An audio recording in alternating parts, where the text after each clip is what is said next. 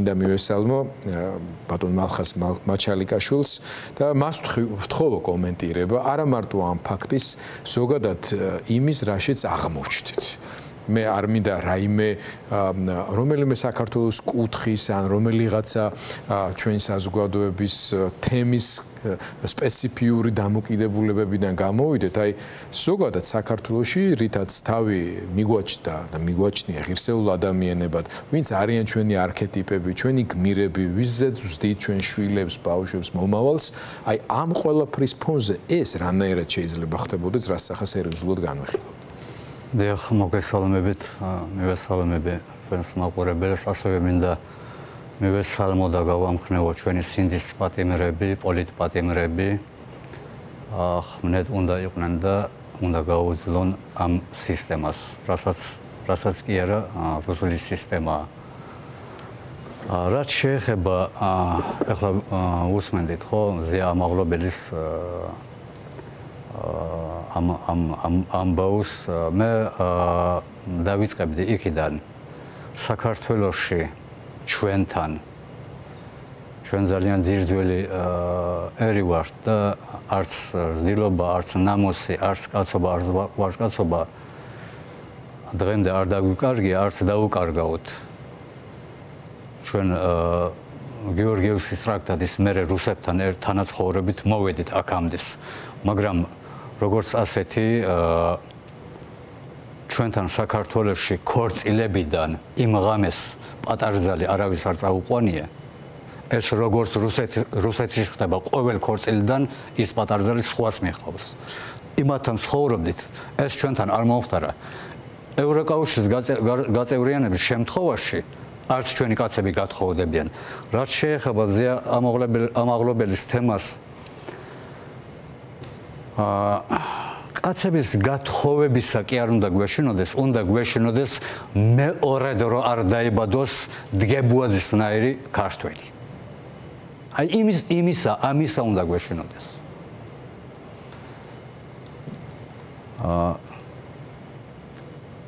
ჩვენ ყველამ ვიცით რა სისტემასთან გვიწევს პირდაპირ ახლა ქართული ოცნება და მათი პროპაგანდა ასე მუშაობს თითქოს ფრონტის გახსნის მომხრე ვართ აქვე პლუს ეს ყველაზე ბინძური თემაა შემოგდებული ეს LGBT-ს თემა ზია ამაღლობელი ზუსტად ამიტომ იბრძვის და იბრძოდა ხო როგორც დანარჩენები ჩვენ ყოფილ ვიყავით თავისუფალი როგორც ვარ თავისუფალი ერი თავისუფლების მოყვარე დაურჩენილი ვიყავთ ასეთები მაგრამ როგორც ასეთი რუსული რეჟიმია და ამათ არც სინდის არ აქვს არც ნამუსი არ აქვს ესენი ყველაფერს ხელს აწერენ და გამომდინარე აქედან დღეს ყავს ზია ამაღლობელი ამ სიტუაციაში ბატონ მალხას შეუძლებელია რომ საქართველოს საზოგადოების რომელიმე წარმომადგენელს მოწონდეს ის რაც ხდება. ხელისუფლებას უზარმაზარი ბერკეტები აქვს, პროპაგანდისტული საშუალებები, რომელიც ერთ-ერთ ყველაზე მთავარს, ანუ რაღაცაზე დგას, ხო, უხეშ ძალაზე, რომელსაც აი ამ სპეცრაზმისა და პოლიციის ნაწილის მეშვეობით იყენებს საკუთარი ხალხის წინააღმდეგ, მაგრამ ამის პარალელურად ასევე აი ეს პროპაგანდის ზარბაზნები, რომელიც არის მიმართული.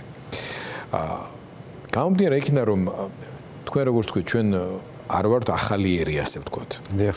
ამ ერის ფორმირება მიმდინარეობდა საუკუნეების განმავლობაში. მნიშვნელოვან როლს თამაშობდა ადათი, რელიგია, დამოკიდებულებები, სამეზობლო. და ეს ყველაფერი ჩამოყალიბდა და მას აქვს ძალიან ღრმა ფესვები. შესაძლებელი არის თქვენი აზრით რომ აი მსგავსი ქმედებები ვიღაცისთვის, ვინმესთვის გახდეს მოსაწონი და გაფუჭებული რუსული ღირებულებების სისტემაზე გადაწყობა, აი როგორც გიტარას რო გადააწყობენ, ასე ვიღაცამ გადააწყოს. მე რის თქმა მინდა რომ ნუ ეხა პოლიცია ესეთ სისტემაა და სპეც დანიშნულების რაზმი და ასე შემდეგ, რომ ნუ არ არის ამაში არაფერი ისეთ გენდერული, ასე ვთქვათ, შეურაცხყოფელი, რომ აი მამაკაცების არეალია, სამუშაო, ხო, პროფესია ძირითადად. აი ამ კაცებს რანაირად შეიძლება მოწონდეთ ის, რომ მათივე პოლიციის უფროსის დასმენის გამო, რომელზეც ზუსტად მათ ხომ მაინც იციან, მზიას რა შეურაცხყოფები მიიღეს, აფურთხა ადამიანს, დაკავებულ ადამიანს, ქალს აფურთხა, შეურაცხყოფები მიაყენა, თავისივე პოლიციელებმა განარიდეს ტერიტორიიდან. ამის შემდეგ მოხდა მერე ის ინციდენტი, ხო? დიახ. ეს რანაირად შეიძლება მოწონდეს პოლიციელ ან სამხედრო ადამიანს ერთად? დიახ, მე ერთ-ერთ ჩემს წერილში აღვნიშნე დაკავების მერე როგორ ექცევოდნენ და მოექცნენ ქალბატონს, ხო, მზე ამაღლობელს. ეს ჩვენში მე წეღანაც აღვნიშნე, ხო, ძირძველი ერი კავკასიელი, კავკასიაში ცენტრი ვითვლებით ჩვენს გარშემო კავკასია ჩვენიდან საქართველოსდან ქართველებიდან იღებდნენ კულტურას. ეს ასე იყო. მე მაგიტომაც ყოველთვის ვიძახი, რომ მე ვარ ამაყი, რომ დავიბადე საქართველოში და მაქვს ქართული კულტურა. ორი ერის წარმომადგენელი ვარ და ეს მიხარია. ამ პოლიციელებს რატომღაც ეს არ ახარებთ და ეს სიამაყე ნამდვილად არ აქვთ. რა თქმა უნდა, პოლიციელებს ეს არ მოსწონთ. მაგრამ ჩვენ დღეს ჩამოგვაყალიბდა საპოლიციო მთავრობა, საპოლიციო ხელისუფლება. ესენი ამოეფარნენ პოლიციის და სპეცრაზმის ზურგს უკან. სხვა, ეხლა მე ძალიან ბევრი პოლიციელი მხვდება და ბევრი პოლიციელთან მქონია ამ თემაზე საუბარი. 70-80% პოლიციელი არის ვალებით დატვირთული. ის კი არა, პირდაპირ რამოდენიმე პოლიციელთან მქონია თვითონაც მოსულა ჩემთან და ბოდიში მოუხდია მომიწია ცრუ ჩვენების მიცემა. ამას ვიძახი სრული პასუხისმგებლობით. მე თვითონ გაუცებული დაურჩი ეს რომ მითხრა პირისპირ დამიდგა და ეს რომ მითხრა. ძალიან ცუდ დღეში არიან პოლიციელები, ეს არავის არ მოსწონთ. არც პოლიციას არ მოსწონთ და მით უმეტეს მათი ოჯახებს არ მოსწონთ, მათ შვილებს არ მოსწონთ. მაგრამ როგორც ასეთი ამ სიბინძურეში, ამ ჯურღმულში მოაქცია ბიძინა ივანიშვილმა პოლიცია. თლიანად გაანადგურა პოლიციაც, სისტემას თლიანად გაანადგურა. ეს ისეთი ადამიანია, ეს პირდაპირ რუსია, რუსული FSB სისტემაზე აქვს აწყობილი ყველაფერი. მას არ აქვს ნამუს, მას სირცხვილე არ აქვს.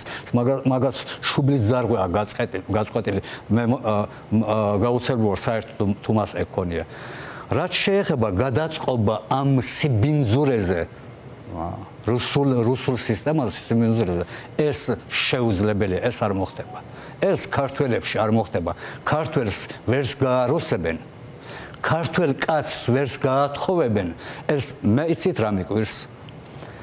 როცა ამას იძახის ნებისმიერი ქართული ოცნების წევრი, ჩვენ ქართულ კაცებს არ გავათხოვებთ. ეს ხომ პირდაპირ ქართველი კაცის შეურაცხყოფა. ამას თვითონ კოცებში ის კაცები, ის პოლიციელები ამას როგორ იტანენ, ეს მოუწევს. ეს როგორ შეიძლება? ჯერ ადგენენ და 26,000 ქართველი ვაჟკაცი გააპატიურეს. წარმოიდგინეთ. ბოდიში თქვენთანაც მაყურებელთანაც რომ მიწევს პირდაპირ ასე გასვლენთ ამ თემაზე საუბარი, მაგრამ ეს ხო ასია. ციხის კადრები იმას გულისხმობ, ხო? მაგრამ იმით რამდენი შეურაცხყოფა მიაყენეს ქართველ კაცს. ეხლა მარტო იმისთვის რომ ძალაუფლება არ დათმონ, ხელისუფლებაში იყვნენ და აქ ამ ხელა შეურაცხყოფას აყენებენ ქართველ კაცებს, ჩვენ ქართველ კაცებს არ გავათხოვებთ. წარმოიდგინეთ, ეს რა უბედურობა, ეს რა კატასტროფა. ეს მე არ ვიცი. ასეთი სიტყვებისთვის შეიძლება ღმერთმა მთელი საქართველო და ქართველობა დაგწყეულოს.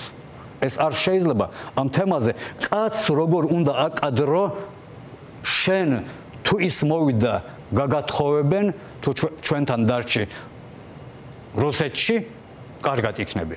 ეს ხო შეუძლებელი არ ნუ თუ არ ხვენიათ იმ ქართულ ოცნებაში ან იმ ჩინოუნიკებს ან იმ ქალბატონებს ის კი არა დღეს ლაშქია თუ რომელია იმის ისიც წავიკითხა ეს არ შეიძლება ეს არ შეიძლება ასე შემდეგი კითხვა უკავშირდება გასაგებია თქვენი დამოკიდებულებას პრინციპში არავისთვის მოულოდნელი არ იქნებოდა რუსულ სივრცესა და რუსულ გაგებაში საქართველოს ძალით ჩატოვების შედეგებთან დაკავშირებით რა რეაქციაც გაქვთ, მაგრამ მინდა რომ გავიხედოთ ევროპისკენაც. ჩვენ ახლა ისეთ სიტუაციაში ვართ, როდესაც საზოგადოების გარკვეულ ნაწილს აქვს მაინც გარკვეული შიშები ევროპასთან მიმართებაში, პროპაგანდა თავისაშვება, საბჭოთა მენტალიტეტის ხალხი ჯერ კიდევ ჩვენს დემოგრაფიულ ასაკობრივ სტრუქტურაში ვჭარბობთ, ასე ვთქვათ, მე პასპორტი საბჭოთა კავშირი იყო მაშინ, პირველი პასპორტი როგორც სულწლმანმა ავიღე, ჯერ კიდევ საბჭოთა კავშირის დროს და ეს ძალიან მნიშვნელოვანი ამბავი არის, ამის ახსნას განმარტებას არ დავიწყებ, მაგრამ ჩემი ერთ-ერთი საინტერესო მოგონება არის, რომ ჩემს ჩეჩენ მეგობრებს უკავშირდება. ჩემი ჟურნალისტურ კარიერის დასაწყისში, ჩეჩნეთის პირველი და მეორე ომის დროს, უფრო პირველის, მე როგორც ჟურნალისტი რამდენჯერმე ვარ ჩასული გროზნოში ძირითადად და ეს სანამ დაიწყებოდა და შემდეგაც ეს უბედურებები ჩემი თვალით მაქვს ნანახი. იქიდან რამდენიმე ძალიან ისეთი ახლო ამხანაგი, ასე ვთქვათ, შემრჩა მყავდა და ის პერიოდი იყო, როდესაც უკვე სტრასბურგშიც აქტიურად დავიწყე სიარული როგორც ჟურნალისტმა ასე შემდეგ და ერთ-ერთი ასეთი ოჯახის წარმომადგენელთან კავშირი მქონდა, მაგრამ მაშინ არ იყო ესეთი მობილური კავშირის შესაძლებლობა და შევთანხმდით, რომ შემომითვალა მე რომ მე სტრასბურგში ვარო, როცა იქნები აქეთ გამაგებინო, გავაგებინე და მითხრა კონკრეტული დღე იცოდა, როდის უნდა ჩავსულიყავი და სადმო შევხვედროდით და მითხრა სტრასბურგის ცენტრში არის, აი უზარმაზარი, ულამაზესი კათედრალი არის ქრისტიანული და იქ შევხვდეთო და ახლა მე არ გამკვირვებია, იმიტომ რომ შეხვედრის ადგილია, ვინც ერთხელ მაინც ყოფილა სტრასბურგში, იცის რომ ეს არის ცენტრი ქალაქის და თუ ადვილად გინდა რომ შევხვდეთ უცნობ ადამიანები ერთმანეთს მივედი აღმოჩნდა რომ აი ამ ცენტრალური კათედრალის დაცვა და მოვლა აბარია ამ ჩემს მეგობარ ეროვნებით ჩეჩენს. ну შოკი მქონდა აბსოლუტური, იმიტომ რომ ხა ჩემთვისაც უცხო იყო ჯერ ეს ევროპა, პირველი გასვლები იყო და ასე შემდეგ. ხა კითხვა არც კი გამჩენია რომ სარწმუნოება ხო არ შეიცვალე ასე ნუ არც კი დამბადებია, იმიტომ რომ ზუსტად ის ჩვეულებრივი ჩეჩენი ახალგაზრდა ბიჭი დამხვდა თავისი გარეგნობითაც ყველაფრით. წამიყვანა სახლში, სადაც მეუღლესთან ერთად ცხოვრობდა, მიმასპინძლა, ჩეჩნურად მიმასპინძლა, ყველა წესის დაცვი და ასე შემდეგ და დამაინტერესა ახლა ვკითხე რომ რანაირად არაფერი რომ მითხრა ჩემთვისაც თავიდან ძალიან მოულოდნელი იყო, მაგრამ ეს ის პერიოდია, როცა 10,000-ობით ჩეჩნური ოჯახი განადგურდა და როგორც განადგურდა, ეხლა რასაც უყურებთ უკრაინაში, რაც გააკეთეს, ხო აი მთლიანად რო ანადგურებენ. აი მაშინ ჯერ კიდევ ვერ გაიაზრა სამყარომ რა მასშტაბის სისასტიკის ადამიანთან ქონდა საქმე. ну მე არ ვიცი ხო ეს დასკვნები მაშინ ვერ გამოიტანა და აქო სტრასბურგი აღმოჩნდა ის პირველი ცენტრი სადაც ძირითადი ნაკადი მიდიოდა დევნილები ჩეჩნების და მე იქიდან ეხმარებოდნენ ევროპის სხვადასხვა ქალაქში თვითონ შემომთავაზესო მითხრესო რომ აი რომ დასაქმების საშუალებაც ქონდეს და ამავე დროს ოჯახის შემოსავალი ქონდეს რაღაცებიო და მე უთხარიო რომ მე მუსულმანი ვარ არა აქვს ამას ჩვენთვის მნიშვნელობა. არანაირი მნიშვნელობა არ აქვს. თავარია როგორი ადამიანი ხარ. მერე წლები გავიდა, სხვა ქალაქშიც გადავიდა ასე შემდეგ, მაგრამ აი ჩარჩენილი მაქვს თვითონ ეს დამოკიდებულება ევროპელების თავად იმ ადამიანების და მინდოდა რომ ეს მომეყოლა, უბრალოდ მეთქვა ჩვენი საზოგადოებისთვისაც, რომ ევროპა არის სივრცე და ევროკავშირი, სადაც პატივს სცემენ ადამიანს თავისი ღირებულებებით, მათ შორის თავისი ტრადიციებითაც და არა მარტო პატივს სცემენ, ყველანაირად ხელს უწყობენ. ცალკე აღარ მოუყვები და სხვათ შორის კარგი იქნება, რომ ჩვენმა ეპისკოპოსებმა, მიტროპოლიტებმა მათ შორის მოყვნენ და ისაუბრონ იმის თაობაზე, ქართულ სათვისტომოებს, ქართულ სამრევლოებს როგორ უწყობენ ხელს აზრებს, კომპლექსებს მონასტრის როგორ უთმობენ, როგორ აძლევენ იმისთვის, რომ შესაძლებლობა ხელფასებს უნიშნავენ ხალხს და ასე შემდეგ, ხო? ჩემი კითხვა და არ გაგაწყვეტინებთ გომორობს იმაში თქვენ როგორ უყურებთ, ხო? აი ამ პერსპექტივას, რომ საქართველოს გახდეს ევროპული ოჯახის სრულფასოვანი წევრი. რა საფრთხეებს ხედავთ, რა სიკეთეებს ხედავთ ამ ხრივ და რა ეთყობდით ქართულ საზოგადოებას იმ ადამიანებს, რომლებიცაც აი ეს ევროპული გამოცდილებები ჩემსავით არ აქვთ პირადი გამოცდილებით დაგროვილი. დიახ, პირველ რიგში მინდა გითხრათ, ძალიან მესიამოვნა ახლა თქვენი ჩეჩენთან ეს სიახლოვე. წარმოიდგინეთ, აი ეს მე ახლა ერთ პერსონას იმდენად მესიამოვნა ეს ამბავი, ეს ევროპაა. აი ეს არის ევროპა. რაც შეეხება რამდენად საფრთხეა ევროპა, ეს მე მინდა საერთოდ გამოურიცხო. ევროპა არის, როგორც თქვენ აღნიშნეთ, ადამიანობა, ღირებულებები, სრულფასოვნობა, არა იმ კუთხით შენ ვინ ხარ, ან რომელი რელიგიის წარმომადგენელი ხარ, ან რომელი ერის, იქ არის ყველა ერთი და ფასდება ადამიანობით. ადამიანობით ფასდება. მინდა ერთი პატარა მაგალითი მოვიყვანო ამ თემასთან დაკავშირებით. რამდენად მნიშვნელოვანია ევროპა, ევროკავშირში გაწევრიანება.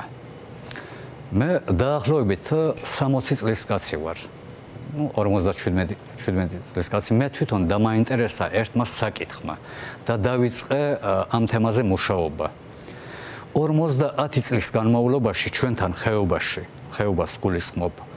ჩვენთან ხეობაში რუსეთში მოღვაწე ადამიანებმა 50 წლის განმავლობაში აიშენა რაღაც 40-მდე ბინა. 40-მდე ბინა. და დავაინტერესდი ბოლო 5 წლის განმავლობაში ვინც კი გავიდა ხეობიდან ემიგრაციაში ევროპაში არის ბოლო 5 წლის განმავლობაში აშენებული მარტო ხეობაში 264 საცხოვრებელი სახლი. ასევე დავაინტერესდი ბინებით საქართველოში, თბილისსა და ბათუმში. არის 380 ბინა ნაყიდი ქისტების მიერ. ზუსტად ის ადამიანები, რომლებიც ყოფილი იყვნენ ისევ რუსეთთან ან რუსეთში ემუშავათ და ყოფილიყვნენ იქ ველოსიპედს, რომელიც არ იყიდნენ. ველოსიპედს, რომელიც არ შეიძენდნენ. აი ამ ხელაზე არის სხვაობა. ეს არის ევროპა, ეს არის ევროკავშირი. თუ შენ იმუშავებ, დაფასებული ხარ, შრომა ფასდება. რუსეთში რა ხდება? სიბერე ფასდება. აქ ჩვენთან განაჩენია უბრალოდ, ხო, რომ ასაკში რომ შედის ადამიანი, განაჩენია, რა თქმა უნდა, განაჩენია იზოლაციის, ფინანსური, ასე ვთქვათ, ორმოში ყოფნის და სხვაზე ხარ მთლიანად დამოკიდებული. პენსიაზე ფილმებს არ ნახულობენ, ან რეპორტაჟებს არ ნახულობენ, ასაკოვანი ადამიანები როგორ ცხოვრობენ, როგორ შეხარიან ცხოვრებას, პირიქით როგორ ეხმარებიან თავიანთ შვილებს. რა თქმა უნდა, აქ პენსიონერი თვიდან თვემდე იმას ფიქრობს, წამლების ფული როგორ ასე ვთქვათ გადადოს და იმაზე ფიქრობს მთელი 30 დღის განმავლობაში. ეხლა შედარება ევროპა და შევადაროთ დღეს საიდაც მიგვათრევს ქართული ოცნება. თვითონ რუსი ხელისუფლება ვინც არ უნდა, რაც არ უნდა თქვას, რამდენადაც არ გვარწმუნონ, რამდენადაც არ ამუშავონ თავიანთი ეს პროპაგანდა, ეს არის რუსული რეჟიმი, ეს არის რუსული ხელისუფლება. რომ არა ეს რუსული ხელისუფლება, მე რწმუნეთ დღეს ივანიშვილი არ იქნებოდა არც ხელისუფლებაში იქნებოდა, არც მე მგონი საერთოდ სადმე თუ იქნებოდა. ბატონო ხა ჩვენ საუბრის დასასრულს თქვენ ერთ-ერთი ყველაზე დავარქვათ ამას სტაჟიანი მოპროტესტე ხართ, იმიტომ რომ სამწუხაროდ წლების წინ მომხდარმა ტრაგიკულმა ფაქტმა, რომელსაც თავის დამნაშავეები ყავს და აქამდე სამართალს ეძიებთ, თქვენ გაცილებით ადრე ჩაგაყენათ იმ ადამიანების რიგებში, რომლებიც ამ პროტესტში ყველაზე თანმიმდევრული აღმოჩნდით. იმიტომ რომ ამ გზაზე ჩვენ ვნახეთ, რომ ზოგი საერთოდ ან დაიღალა, ან უბრალოდ ხელი ჩაიქნია და ასე შემდეგ. ახლა ვართ იმ ფაზაში, როდესაც მთლიანად ქვეყანამ საზოგადოებამ უნდა მიიღოს ძალიან მნიშვნელოვანი გადაწყვეტილებები. ამ გადაწყვეტილებებს ცივილიზებულ გარემოში ჩვენ ვიღებთ არჩევნებით. სამწუხაროდ არჩევნების მეშვეობითაც და მის არჩევნებისადმი ნდობაც არის ძალიან დაქვეითებული და ფაქტობრივად განმავლებული. ამ შემთხვევაში არ აქვს გადამწყვეტ მნიშვნელობა იმას ოპოზიციის რომელი ფლანგი რა სტრატეგიას აირჩევს. მთავარია საზოგადოება და ხალხი სანამდე მიუშვებს რეჟიმს. რას ეტყოდით იმ ხალხს, რომლებმაც თქვენს გვერდით ან ცოტა უფრო კიდე მოგვიანებით გამოიარა ამდენი ეტაპი წინააღმდეგობის, რამდენად იმედიანად ხართ განწყობილი იმ ყველაფრის გათვალისწინებით, რაც თქვენ აქამდე გამოიარეთ. დიახ, პირველ რიგში ადამიანმა იმედი არ უნდა დაკარგოს და ადამიანმა სხვა ადამიანებს არ უნდა დაუკარგოს იმედი. მე ზუსტად რო ვთქვა, რომ არ დავიღალე და აი ფიზიკურადაც მორალურადაც არ ვარ დაღლილი, არ ვიქნები მართალი. მაგრამ ყველა იმ ძალას ვიძიებ ჩემში, სხვას რო არ დაუკარგო იმედი. აი მაჩალიკაშვილი თუნდაც სხვა იბრძოლა, მაგრამ ჩაიქნია ხელი. ეს არ მოხდება. ეს იმიტომ რომ ჩვენ ყველამ უნდა შევძლოთ ამ მახინჯის სისტემის დამარცხება.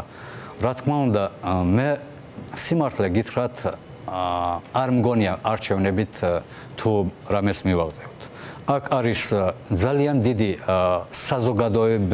საზოგადოების ღელვა, ასე ვთქვათ, პროტესტი, გამოსვლა, თუ ვინმე ვინც ჩემს რიგებში იყო წინათ, ის ადამიანები უკან უნდა დაუბრუნდნენ ამ პროტესტს. აქ არის მასშტაბური პროტესტი, აქ არის საზოგადოება, ბოლოს უნდა მიხვდეს, რომ ქართული ოცნება მაგ ადამიანებს ძალიან მწარედ ატყუებენ. ამას უნდა მიხვდნენ პირველ რიგში და უნდა აირჩიონ ის მართალი მხარე, სადაც გინდა შენ რომ იყო. ეს არის ევროპა, ეს არის ევროკავშირის გაწევრიანება, ეს არის მაქსიმალურად წინააღმდეგობის გაწევა მშვიდობიანად, სამართლიანად, რომ ეს მახინჯის სისტემა დავანგრიოთ და სამუდამოდ ამოუზირკოთ ქართული მიწიდან. ძალიან დიდი მადლობა.